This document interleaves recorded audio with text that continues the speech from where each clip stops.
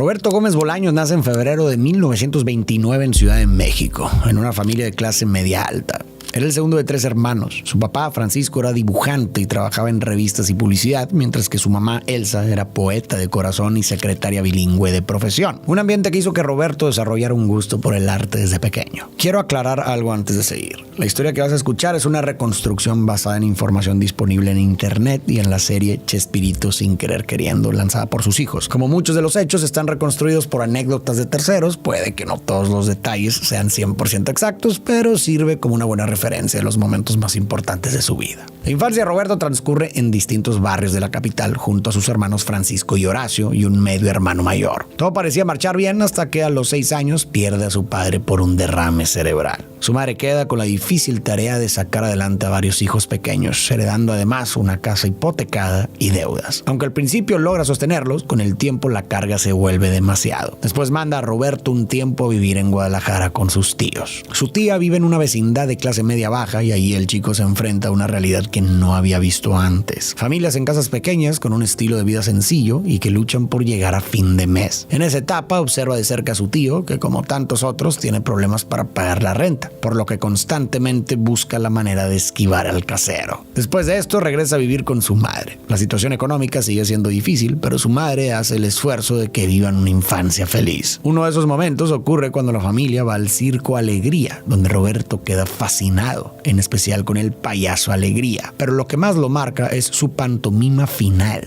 tan graciosa que corre a imitarla en casa. Cuando llega a la adolescencia, su baja estatura lo convierte en blanco de burlas en la escuela, pero para este punto ha descubierto que tiene un talento natural para hacer reír, lo que le permite ganarse a los demás y transformar su aparente debilidad en una ventaja. En esos años acentúa su inclinación artística, crea sketches y dibuja personajes, aunque lo mantiene en secreto porque la comedia no se veía como un trabajo serio. Su madre lo anima a enfocarse en los estudios y tras la preparatoria ingresa a ingeniería mecánica en la UNAM. Mientras tanto, trabaja en empleos que no lo entusiasman, como en una fábrica de acero. Aún así, su sentido del humor ya lo convierte en el centro de las risas entre sus compañeros. A los 22 años conoce una chica llamada Graciela, que en ese momento tenía 15. Primero la ve en un billar y después en un baile, donde conversan durante horas. Él le confiesa su aburrimiento con la rutina y en respuesta a ella lo anima a seguir su verdadero sueño. Inspirado por sus palabras, al día siguiente renuncia a la fábrica con la esperanza de poder cambiar su destino. Ahora, todo esto ocurre en los años 50, un periodo conocido en México como el Milagro Mexicano, una etapa de rápido crecimiento urbano, económico e industrial. Las ciudades se transforman, surgen nuevos negocios, las calles se llenan de autos modernos y la economía mejora incluso para las clases más bajas. Al mismo tiempo, la televisión deja de ser un lujo y gracias a este auge, más familias compran su primer aparato. Por este motivo surgen más noticieros, programas musicales, comedias y concursos que reúnen a todos frente a la pantalla, creando el escenario perfecto para que Roberto encuentre la oportunidad que tanto buscaba. Roberto llega a Darcy, una agencia de publicidad que está en pleno crecimiento, gracias a una convocatoria para aprendices de escritores y productores. Como parte del proceso le piden una prueba de 30 minutos y a pesar de no tener experiencia, la resuelve con ingenio y logra quedarse con el puesto. Sin nada de experiencia, Roberto presenta una prueba y consigue entrar a Darcy. Al inicio redacta anuncios hasta que un día propone un eslogan para una nueva línea de camionetas: rinde más y jamás se rinde. La frase gusta tanto que Chevrolet la adopta en su campaña y desde entonces Roberto deja de ser el nuevo para volverse una pieza importante en la agencia. Cuando Roberto le comparte la noticia a su familia, su madre no lo recibe con entusiasmo. Para ella la publicidad no tiene futuro y no entiende por qué dejó un empleo estable en la fábrica por algo tan incierto. Quizá por eso él comienza a pensar en formar su propia familia y en ese tiempo formaliza su relación con Graciela. Se casan y felizmente se mudan juntos. Roberto va subiendo de puesto en la audiencia hasta que consigue un lugar como guionista, un trabajo que le acerca a muchos comediantes porque es algo en lo que realmente se destaca. Cada semana escribe los libretos de programas como Cómicos y Canciones o el de Viruta y Capulina. En sus textos mezcla diálogos rápidos, chistes físicos, situaciones absurdas y esos gags cortos que provocan la risa inmediata. Ese ritmo de trabajo constante lo obliga a perfeccionar su estilo, a explorar el humor desde distintos ángulos y a aprender a trabajar bajo la presión de la televisión, algo que más adelante será clave en su carrera. Gracias a su creatividad, Roberto empieza a hacerse un nombre en el medio y consigue entrar al programa de Pedro Vargas en Telesistema Mexicano, donde se encarga de segmentos cómicos, transiciones y hasta de adaptar canciones. En esos años también trabaja con Agustín Porfirio Delgado, figura del cine mexicano con quien escribe y dirige varios proyectos. Era tan bueno que, según se cuenta, Delgado le dijo en broma: "Eres un Shakespeare".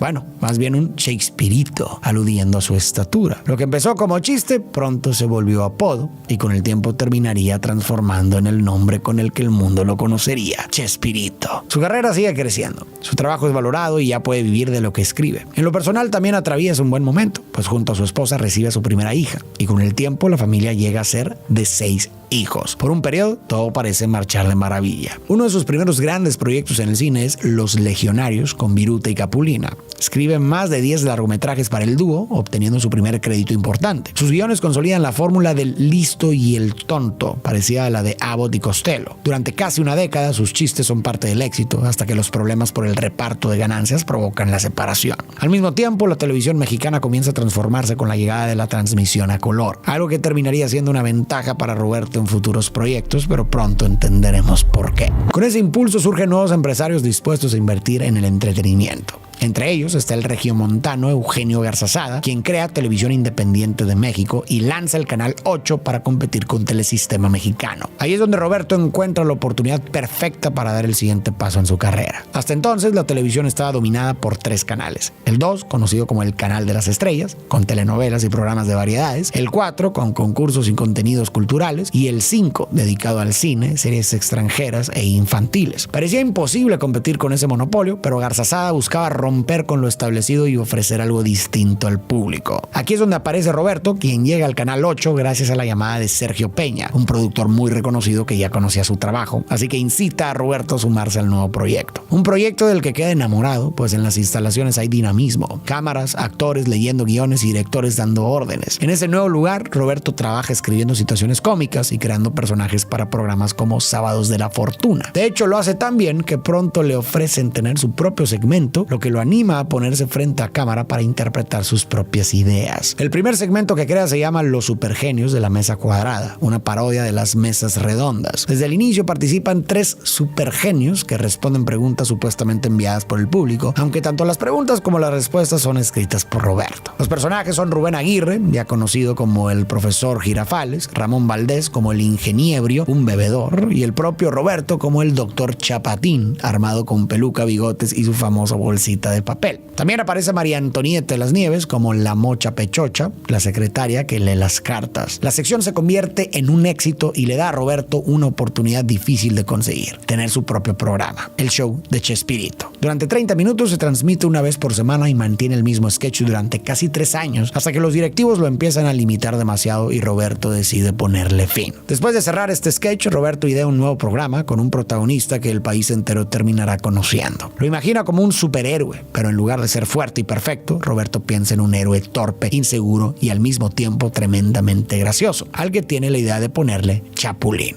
En México, Chapulín es prácticamente un saltamontes. Y a Roberto le gusta la idea porque el Chapulín es ágil, salta mucho y eso encaja perfecto con el tipo de héroe que quiere inventar. Con el concepto ya más claro, intenta hacerle un disfraz en tonos verdes y amarillos, pero surge un problema técnico. En televisión se usaba el croma en verde o azul para los efectos, así que si el personaje llevaba un traje de esos tonos, corría el riesgo de desaparecer en pantalla. Por esto, elige los colores rojo y amarillo, que resaltan bastante, y con ayuda de su esposa, diseña el vestuario. Le añaden unas pequeñas alitas, antenas, y finalmente Roberto bautiza a su personaje como el Chapulín Colorado. Un hombre que encaja perfecto porque hace referencia al color del traje y al mismo tiempo juega con la frase popular de los cuentos infantiles: y colorín colorado, este cuento se ha acabado. Con el traje listo, el nombre definido y los gestos ensayados frente al espejo, llega el debut en pantalla con el episodio Casamiento Forzado. El sketch dura menos de 7 minutos y cuenta la historia de una joven obligada a casarse, interpretada por María Antonieta de las Nieves. Desesperada, pide ayuda porque un villano llamado Rufino Rufián, interpretado por Rubén Aguirre, ha capturado a su padre, papel de Ramón Valdés. Entonces aparece el héroe menos esperado: el Chapulín Colorado. La pelea entre el bueno y el malo se vuelve cómica porque el héroe, en vez de resolver, complica todo. La trama es sencilla, pero para la época fue un acierto. No había nada parecido. Y como con otras creaciones de Roberto, el público lo recibe con los brazos abiertos. El segmento se vuelve un éxito y a medida que hacen más episodios surgen frases que la gente adopta al instante y que con el tiempo se vuelven icónicas, como "no contaban con mi astucia" o "síganme los buenos". En el programa de Roberto también aparecen otros segmentos de comedia como Los Chifladitos, donde él y Rubén Aguirre interpretan a 2 loquitos. No alcanza la fama del Chapulín, pero funciona como buen complemento del show. El problema es que Rubén debe ausentarse, lo que obliga a Roberto a improvisar para conseguir una nueva idea, hasta que llega a medio definir a un personaje y se pone manos a la obra. El primer sketch muestra a un niño pobre que tiene un breve altercado con un vendedor de globos en un parque, interpretados por Roberto y Ramón Valdés. No existen grabaciones porque ocurrió hace muchos años, aunque quedó en la memoria y en los relatos que Roberto compartió en su libro. Lo que parecía una escena aislada terminó siendo la semilla de algo mucho más grande. Poco a poco fue tomando forma un segmento sobre un niño que vive en un barril dentro de una vecindad de clase media baja, o sea, el Chavo del Ocho. El primer capítulo se titula El Ropavejero. No obstante, en un principio no aparecen todos los personajes que después se volverán clásicos, pero la esencia está ahí. La historia comienza en una vecindad con Don Ramón, interpretado por Ramón Valdés, y la Chilindrina, interpretada por María Antonieta de las Nieves, personajes que ya venían de otros sketches. Padre e hijo discuten en el patio porque ella no quiere tomar su medicamento, y Don Ramón la amenaza diciéndole que el ropavejero se la va a llevar si no se lo toma. La Chilindrina siente miedo y el Chavo interviene intentando ayudarla con ocurrencias ingenuas que muestran desde el principio la esencia de su personaje. Este sketch resulta un éxito, así que para el segundo capítulo Roberto decide meter a un nuevo personaje. En una fiesta, Roberto conoce a Carlos Villagrán, con quien hace un pequeño sketch improvisado en el que representan a un ventrílocuo y su muñeco. A Roberto le llama la atención la forma en la que Carlos infla las mejillas, un gesto que lo hace ver mucho más cómico y caricaturesco. Entonces Roberto se pregunta cómo funcionaría un niño con características opuestas al Chavo. Imagina un niño rico, caprichoso, consentido y envidioso, dando como resultado a Federico, o más conocido como Kiko. Y para justificar la presencia de Kiko en la vecindad, surge la idea de darle una madre sobreprotectora cuya actitud explica por qué el niño es tan mimado. Aquí aparece Florinda Mesa, una actriz a quien Roberto conoce de casualidad. Cada vez que iba al estudio pasaba por el set de La Media Naranja, donde ella actuaba como una mujer chismosa, y pronto la vio como la actriz perfecta para su idea. Pero el interés no fue solo profesional. Él mismo confesó que quedó flechado desde la primera vez que la vio. Un detalle que después tendrá mucha importancia. Más tarde se suma Angelines Fernández, actriz con gran trayectoria que incluso había trabajado con Cantinflas. Ella acepta transformarse por completo para encarnar a Doña Clotilde, la solitaria vecina a la que los niños apodan la Bruja del 71. También llegan más personajes. El profesor Girafales, interpretado por Rubén Aguirre, siempre con flores para Doña Florinda, y Edgar Vivar, que con su versatilidad da vida tanto al señor Barriga como a Ñoño. Una parte de la personalidad de los personajes es gracias a los actores, pues con sus sugerencias y formas de actuar van construyendo personajes más únicos. María Antonieta de las Nieves le pone las dos colitas, el suéter al revés y el diente pintado a la Chilindrina. Y por su parte, Carlos Villagrán infla las mejillas cada vez que interpreta a Kiko y le pone un traje de marinero. Ahora, aunque cada actor pone de su creatividad para mejorar al personaje, todos los que entran firman un documento donde reconocen que los personajes no son suyos, sino que simplemente los interpretan. Recuerda bien esto porque será parte de uno de los más grandes problemas que tendrá la historia de este programa. Hey, ¿qué tal? Voy a hacer una pequeña pausa para hacerte una petición. Puede que tú veas estos videos todos los días y no estés suscrito, lo cual no tiene nada de malo, pero me ayudarías muchísimo si lo hicieras con el botón rojo que está ahí abajo. Esto me permite poder seguir trayendo más videos y más seguido. Muchas gracias por el apoyo y ahora sí, continuamos. Con todos ellos, la vecindad empieza a sentirse como un universo completo, donde cada personaje aporta algo diferente. Al comienzo, los actores mantienen una relación de amistad y respeto, pero algunos la llevan un poco más allá,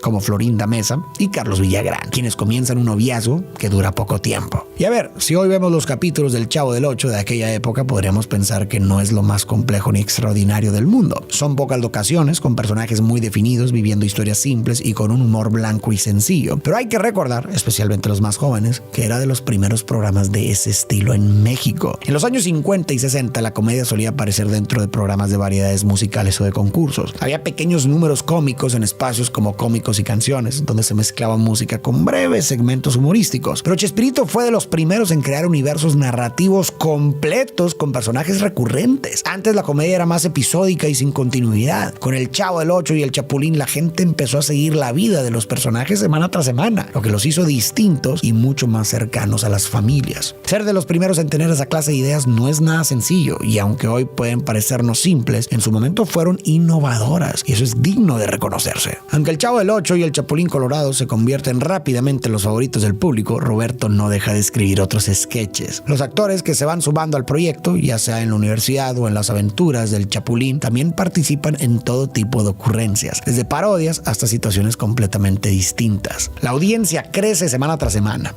Niños y adultos esperan con ansias el show de Chespirito, que en ese momento llega a reunir cerca de 350 millones de espectadores cada semana, superando cualquier cosa que pudiera transmitir Telesistema Mexicano, la empresa que hasta entonces dominaba la televisión. El éxito es tan grande que las dos cadenas rivales empiezan a pelearse por tener su programa en pantalla. Y la disputa, en pocas palabras, termina con una fusión. Telesistema Mexicano se une a Televisión Independiente de México, dueña de Canal 8, solo para asegurarse de mantener en casa el fenómeno de Chespirito. De esa unión nace oficialmente una nueva empresa llamada Televisión Vía Satélite, mejor conocida como Televisa. Gracias a este éxito, el programa gana más recursos e incorpora a nuevos actores, como su hermano Horacio en el papel de Godínez. Todos empiezan a recibir más dinero y reconocimiento, y Roberto expande su creatividad al punto de lanzar un álbum musical con canciones inspiradas en sus personajes y en frases que la gente ya repetía en la calle. El fenómeno crece tanto que los episodios se doblan a más de 50 idiomas y llegan incluso a países de Europa y Asia, algo impensado para un sketch que nació de forma tan sencilla. El show parece no tener límites. Donde quiera que van, los actores ya son reconocidos y frente al público proyectan la imagen de un grupo muy unido, algo que también transmiten en sus entrevistas. Sin embargo, fuera de cámaras la situación es muy distinta. Aunque en pantalla parece una bonita vecindad, las relaciones detrás del set empiezan a tornarse más complejas. En este punto, Roberto pasa cada vez más tiempo fuera de casa. Debe escribir libretos, preparar canciones, crear rutinas nuevas y responder a una demanda que no para de crecer. El trabajo empieza a ocuparlo todo. Deja de estar en las cenas, se pierde momentos con sus hijos y la relación con su esposa se enfría. Lo mismo ocurre en lo profesional. Empieza a ausentarse, toma decisiones por su cuenta y comparte menos con su equipo, lo que genera inconformidad entre los actores. Así surgen las primeras tensiones, sobre todo cuando entran en juego los derechos de autor de los personajes. El caso más evidente es el de Kiko, que llega a ser tan popular que muchos lo sienten incluso más importante que el propio Chavo. Con tanta fama encima, Carlos Villagrán empieza a sentir que su aporte es fundamental, ya que asegura poner mucho de su propia creatividad en los gestos, la forma de hablar y las ocurrencias del personaje. Por todo eso, considera que debería reconocérsele como el autor del personaje y recibir los derechos completos. Del otro lado, Roberto sostiene que Kiko es una creación suya, que lo pensó y escribió desde cero, y que más allá del talento del actor para interpretarlo, la idea original le pertenece. Con todo esto empieza a aparecer una pregunta que inquieta a varios del elenco.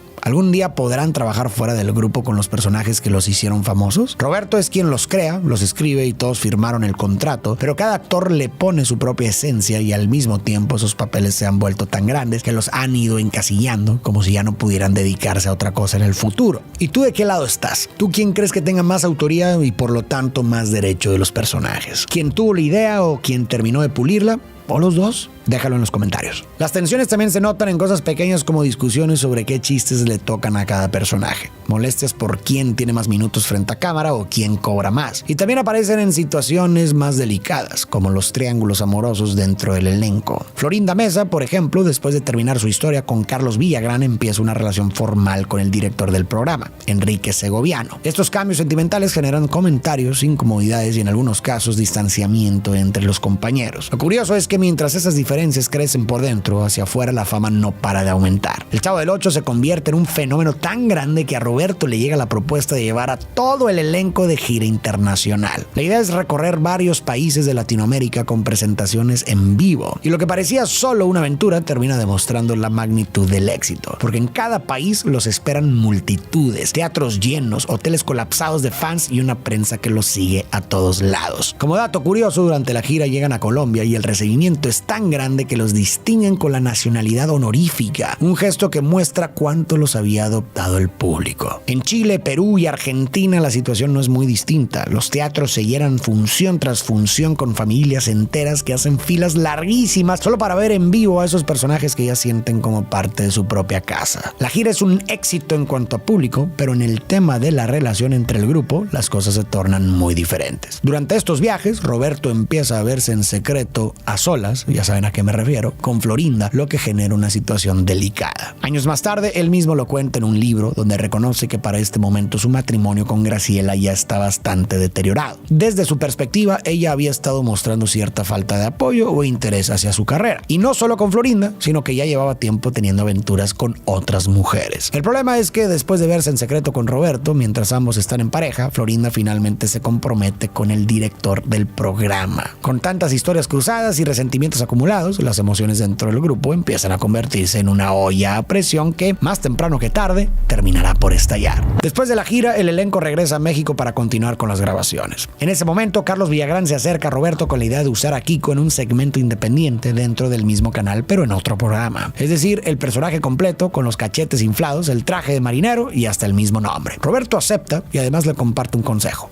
Le dice que Kiko puede darle muchas satisfacciones y buenos triunfos, pero que no debería quedarse solo con él. El gesto de inflar los cachetes es gracioso, aunque si se exagera demasiado puede volverse empalagoso. Le recomienda dosificarlo y combinarlo con otros personajes que él mismo pueda crear. Carlos agradece, pero al final no sigue esa recomendación y prefiere aferrarse únicamente a Kiko. Después de esto, el elenco vuelve a salir de la ciudad porque Televisa organiza un viaje a Acapulco para grabar un episodio especial de El Chavo del Ocho. La propuesta nace del dueño de la empresa, que acaba de comprar el lujoso hotel Acapulco Continental y ve en el programa la oportunidad perfecta para promocionarlo produciendo varios capítulos ahí. El equipo ocupa buena parte del hotel y allí graban lo que después se convierte en una trilogía de episodios del Chavo del Ocho en la playa, además de uno especial de El Chapulín Colorado. Para todos era una mezcla de trabajo y vacaciones, viajan con sus familias, comparten comidas, risas y también discusiones. Durante las grabaciones en Acapulco aparece un problema que empieza como algo profesional. Roberto y Enrique Segoviano, director del programa y prometido de Florinda, discuten por la manera de filmar una escena. Lo que podría haber quedado en una diferencia de trabajo se complica cuando Florinda interviene a favor de Roberto y ese gesto despierta la incomodidad de Enrique, que empieza a sospechar que entre ellos hay algo más que una simple relación laboral. Las dudas no son exageradas porque en esos mismos días Florinda y Roberto pasan tiempo a solas y terminan eligiéndose el uno al otro. La mujer sabe que no puede seguir llevando su vida por ese camino, así que antes de volver a la Ciudad de México rompe su compromiso con Enrique. Para Roberto, en cambio, la situación es mucho más difícil. Su matrimonio con Graciela ya está desgastado, pero todavía sigue en pie y tienen una familia juntos. Entre la culpa, la presión del trabajo y lo que vive en lo personal, queda atrapado en un punto donde no logra definir qué camino tomar. En paralelo, surge otra situación para empeorar todo. Carlos se acerca a Roberto para pedir la autorización de usar a Kiko en un programa en Venezuela. Roberto acepta, pero le pide que al menos lo reconozca como creador del personaje. No exige porcentajes de ganancias ni nada más, solo que se le dé el crédito correspondiente. Carlos, convencido de que el personaje le pertenece por completo gracias a su toque personal, se niega y esa es la gota que derrama el vaso. Después de todo lo ocurrido, la relación profesional entre ellos se rompe por completo. Todavía llegan a trabajar juntos en una película escrita por Roberto llamada El Chanfle, pero es lo último que comparten. Al terminar el rodaje, Kiko deja definitivamente el set y con ello cierra su etapa dentro del programa. Carlos Villagrán, decidido a usar al personaje bajo sus propios términos, inicia una demanda por los derechos de autor. Sin embargo, el juicio no prospera porque al ingresar al programa había firmado un documento donde reconocía que los personajes pertenecían a Roberto. Tiempo después, en un intento por mantener viva la esencia de Kiko, Carlos crea a Federico, un personaje prácticamente idéntico. Misma voz, mismos gestos y hasta la misma risa, aunque con un entorno distinto y un traje ligeramente modificado que le permite evitar problemas legales. Al principio parecía que podía ser un nuevo éxito, pero pronto se hace evidente que no logra despegar. Y es que el complemento perfecto de Kiko siempre fueron los personajes y el entorno que lo rodeaba, y al revés. La diferencia es que Roberto lo tenía muy claro y Carlos todavía no. A partir de aquí, el Chavo del Ocho también empieza a mostrar signos de desgaste. Ramón Valdés, quien se había convertido en uno de los ejes centrales de la vecindad, decide abandonar el programa debido a las tensiones laborales y a una propuesta más atractiva en el nuevo show de Carlos, donde las escenas terminan pareciéndose mucho a las del Chavo del Ocho. Para intentar cubrir ese vacío aparece Jaimito el Cartero, un personaje que transmite ternura y simpatía y que logra ganarse al público con su estilo más tranquilo. Pero la ausencia del personaje Don Ramón deja un vacío grande y difícil de llenar. Y es que si lo vemos bien, Don Ramón es una pieza fundamental en el show. Tras su salida, doña Florinda ya no tiene a quien regañar, el señor Barriga no tiene a quien cobrarle la renta, la Chilindrina queda sola y el Chavo se queda sin alguien a quien molestar con sus travesuras. Por esta época, Roberto también enfrenta cambios en su vida personal. Se separa definitivamente de su esposa Graciela cuando ella descubre la relación que mantiene con Florinda. Todas estas situaciones que se acumulan a su alrededor, sumadas al paso del tiempo, hacen que la calidad del programa empiece a decaer. Las ausencias en el elenco y la repetición del mismo concepto una y otra vez provocan que lo que alguna vez fue fresco y natural, ahora se sienta forzado y repetitivo. Para este momento ya superan los 250 episodios y tras varios intentos por mantenerlo en pie, finalmente Roberto Gómez Bolaños toma la decisión de ponerle fin al Chavo del 8 después de trabajar en el proyecto por aproximadamente 9 años. Pasa un año en el que sigue escribiendo y actuando al Chapulín Colorado, pero para ese momento la edad comienza a pasarle factura. Las caídas y los movimientos rápidos que antes hacía con naturalidad ahora le cuestan más. Y poco a poco entiende que ya no puede sostener al personaje con la misma energía. Decide entonces despedirse también de su superhéroe. El cierre del programa no tiene nada de especial. En ambos casos se presentan como un sketch más de la semana. Ni siquiera los propios actores sabían que estaban grabando el final, porque no hubo anuncios ni despedidas. Aún así, esos episodios marcan el cierre de una etapa única que dejó huella en millones de personas alrededor del mundo. Durante una entrevista en 1996 le preguntan a Roberto por qué decidió terminar con ambas series, a lo que él responde que tanto el Chavo como el Chapulín ya habían cumplido un ciclo muy importante y que él quería respetarlo. Le propusieron hacer una gira de despedida por toda América, algo que le hubiera representado mucho dinero, pero consideraba que sería una falta de respeto. Reconocía que ya no podía interpretar ni al Chavo ni al Chapulín, y aunque guardaba un recuerdo muy bonito de ellos, sentía que hasta ahí había llegado su camino con esos papeles. A partir de aquí, el escritor, productor y actor mexicano más reconocido de la comedia entra en una etapa más tranquila, disfrutando el amor de su nueva compañera y dejando de lado los sketches para darse una merecida pausa. Esta etapa también se ve marcada por pérdidas como la de Ramón Valdés, quien fallece a los 63 años a causa de un cáncer de estómago, dejando una profunda tristeza en todos los que lo conocieron, y más adelante la de sus dos hermanos. En los años siguientes se dedica a desarrollar proyectos cinematográficos y teatrales. Entre ellos se encuentran la secuela de su película El Chanfle, la comedia musical Títere, una adaptación de Pinocho que logra llenos totales durante casi un año y realiza una extensa gira por todo México, consolidando así su faceta como productor. En teatro también se luce con 11 y 12, una obra que escribe, dirige, produce y protagoniza junto a Florinda. El inicio no es sencillo, pero poco a poco el público la adopta y consigue mantenerse en más de 150 funciones consecutivas a sala llena, convirtiéndose en la obra con mayor permanencia en cartelera en México, incluso superando en asistencia a la película de Cantinflas estrenada ese mismo año. Con el tiempo, Roberto pierde contacto con gran parte del elenco, pues cada quien sigue su propio camino. Conserva los derechos de casi todos sus personajes, excepto de la Chilindrina. Cuando María Antonieta Las Nieves intenta registrar un personaje similar, descubre que su equipo no había renovado a tiempo y logra quedarse con la autoría completa. Mientras tanto, él escribe un libro de poemas, se casa con la mujer por la que había dejado todo y aunque ya no crea grandes proyectos para televisión, sigue siendo invitado a entrevistas y programas. Ahora, quiero aclarar algo. Que Chespirito haya estado con Florinda mientras aún estaba casado y con hijos y que después finalmente dejara a su familia por ella ha generado mucha controversia, sobre todo tras la serie Sin Querer Queriendo. No sabemos con certeza cuáles fueron los pormenores de esa historia, pero es claro que sus decisiones personales tuvieron un costo y que quizá existían formas menos dañinas de manejar la situación. Y todo esto ha llevado a muchas personas a debatirse: ¿los errores en la vida privada de un artista manchan su obra? Algunos piensan que sí, porque el arte y la persona no pueden separarse del todo. Otros creen que su legado creativo debe valorarse por lo que significó para millones de personas más allá de sus fallas como ser humano. Al final, quizás la respuesta depende de cómo cada quien conciba la relación entre vida y arte. ¿Tú qué piensas? Te leo en los comentarios. En el año 2000 llega un homenaje inesperado y profundamente emotivo. Sobre el escenario desfilan sus personajes más queridos: el Chavo, el Chapulín, los Caquitos y el Dr. Chapatín. Y compañeros como María Antonieta y Edgar Vivar recuerdan con cariño a Ramón Valdés y Angelinas Fernández. La noche está llena de nostalgia y afecto, pero nada supera el momento final. Un abrazo entre Carlos Villagrán y Roberto que conmueve a todos los presentes. Después de años complicados y de una etapa llena de conflictos, Roberto logra recuperar la calma junto a su familia y seres queridos. Uno de sus hijos sigue sus pasos como productor y gracias a eso se lanza El Chavo animado, basado en los antiguos guiones, lo que revive la magia de su obra y la acerca a nuevas generaciones en todo el mundo. Para entonces, el paso del tiempo ya es evidente. Aparece cada vez menos en público y cuando lo hace es en silla de ruedas. Decide mudarse a Cancún en busca de tranquilidad, rodeado de su esposa y amigos cercanos, disfrutando los momentos sencillos que antes no podía darse, mientras mantiene un contacto mucho más limitado con el entretenimiento. En diciembre del 2014 se anuncia a través de los medios de comunicación el fallecimiento de Roberto con 85